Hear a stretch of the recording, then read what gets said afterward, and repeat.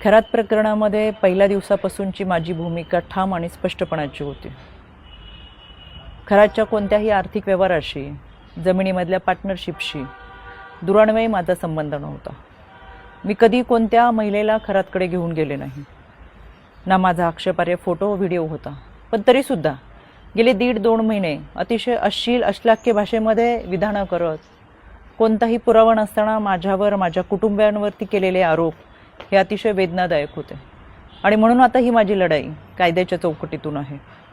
इतरांप्रमाणे माझ्या कुटुंबियांनी खरातला गुरु मानलं होतं आणि म्हणून जो पाद्यपूजेचा व्हिडिओ होता तो अतिशय जुना व्हिडिओ होता। त्यावेळेस मी आयोगाचे अध्यक्षही नव्हते, पण तरीसुद्धा खरात प्रकरणाचा तपास हा पारदर्शकपणे व्हावा यासाठी मी राज्य महिला आयोगाच्या अध्यक्षपदाचा आणि प्रदेशाध्यक्षपदाच्या अशा दोन्ही पदांचा राजीनामा दिला। तरीसुद्धा ज्या पद्धतीची चिखलफेक झाली, एआयचा वापर करून ज्या पद्धतीचे व्हिडिओ बनवले गेले आणि सातत्याने बदनाम करण्याचं षडयंत्र जे रचलं गेलं, त्याच्यासाठीची ही लढाई कायद्याच्या चौकटीतून।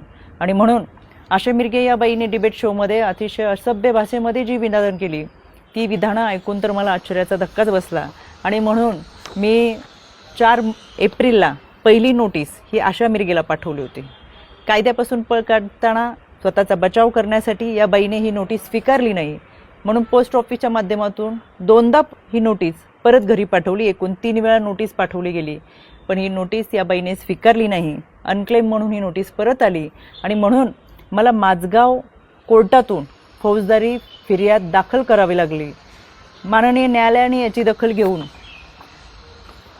आशा मिरगेला 2 जुलै 2026 रोजी सकाळी 11 वाजता कोर्टात हजर राहण्याची ऑर्डर काढलेली आहे। त्यावेळेस मी देखील हजर असेलच, कारण की हा लढा आता स्त्रीत्वाच्या सन्मानाचा आहे। यामध्ये आशा मिरगेप्रमाणेच इतर काही महिलांनी देखील कोणताही पुरावा नसताना अतिशय बेताल विधानं केली, सातत्याने बदनाम करण्याचा प्रयत्न केला, आरोप केले। कोणताही पुरावा त्या सादर करू शकला नाही। त्या सगळ्यांना 2 दिवसापूर्वी दिल्ली हायकोर्टातून नोटिसा पाठवलेल्या आहेत। दिल्ली हायकोर्टातसुद्धा मी उपस्थित राहणार आहे। हा लढा स्त्रीत्वाच्या सन्मानाचा, इथून पुढे कोणत्याही महिलेच्या चारित्र्यावरती शिंतोडे उडवले जाऊ नयेत यासाठी हा लढा आहे।